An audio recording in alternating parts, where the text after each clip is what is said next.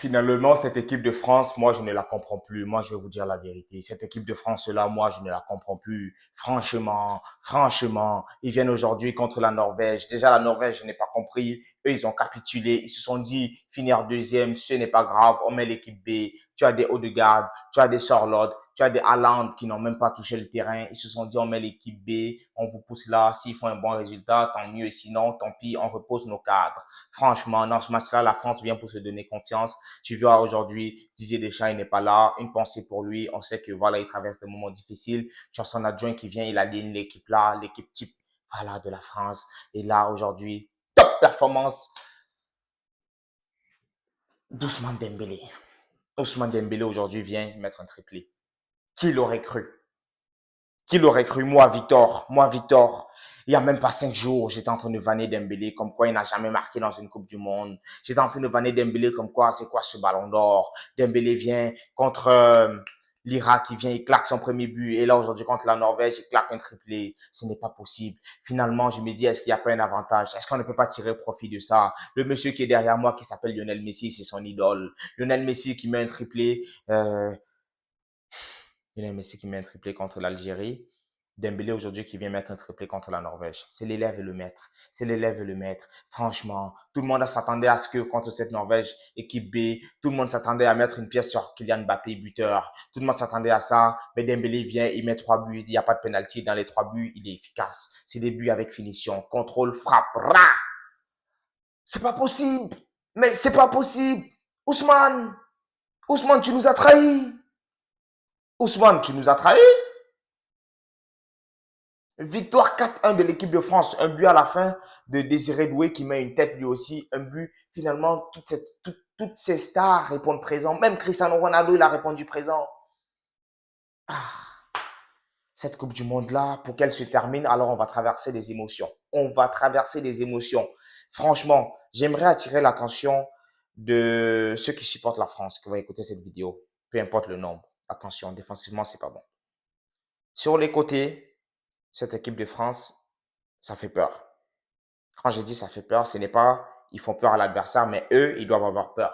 Parce que défensivement, cette équipe de France, il y a trop d'espace. Parce que offensivement, tu as tellement de talent que au milieu, c'est pas trop ça, mais vraiment, les latéraux là, Koundé, Théo Hernandez, Lucas Digne, face à des équipes avec des ailiers incroyables, ça va souffrir. Ça va souffrir. Charnière centrale, beaucoup d'erreurs techniques. Ok, aujourd'hui, Saliba, il n'a pas joué. Oh, je sais pas s'il est blessé ou quoi, ou pas mécano. Attention, attention à cette équipe de France. Attention. Parce que je dis, c'est Upamecano, la croix, c'est pas serein. Notamment la première mi-temps, elle est top. La deuxième mi-temps, elle est catastrophique. Mac Maignan, c'est bien. Il arrête un arrêt. Un penalty, voilà. Koundé, Théo Hernandez, la croix Upamecano, là. C'est fragile. Défensivement, c'est fragile. Cette équipe de France-là, faut pas encore beaucoup rêver. Alors, normalement, ils sont qualifiés. Tous les scénarios indiquent qu'ils vont jouer contre la Suède.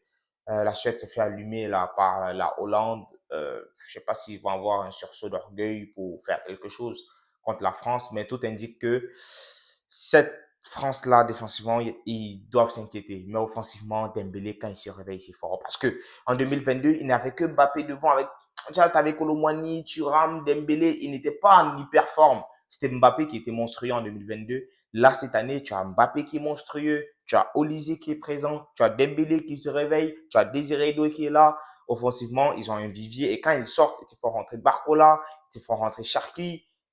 Tu as de quoi bégayer. Tu as de quoi bégayer. Tu as vraiment de quoi bégayer. Donc, cette équipe de France-là, milieu de terrain, tu as Méniconé, ils font une top performance. Voilà, c'est en face, il n'y a pas beaucoup de trucs, mais ils ont quand même beaucoup souffert en deuxième mi-temps. On sait que normalement, c'est Rabiot qui est titulaire. Euh, Cette équipe de France-là, attention. Désiré Doué qui fait quand même une top performance. Et voilà, Mbappé qui met 2 passes décisives. Franchement, c'est lui qui a le plus de goal assists dans cette Coupe du Monde. 4 buts, 2 passes D sur 3 matchs. C'est peut-être le meilleur départ hein, pour Mbappé. Il est affûté, il est bon. C'est vrai qu'il dézone toujours, mais bon, voilà. Écoutez, cette équipe de France-là, il va falloir faire attention. Entre parenthèses, j'aurais voulu un Côte d'Ivoire-France pour leur rétaper là en Coupe du Monde. Mais bon, c'est pas grave. Rendez-vous au sommet. Voilà. N'hésitez pas à liker les frères. Laissez-moi savoir ce que vous en pensez. Il y a le débrief de l'Espagne qui arrive tout à l'heure. Ciao!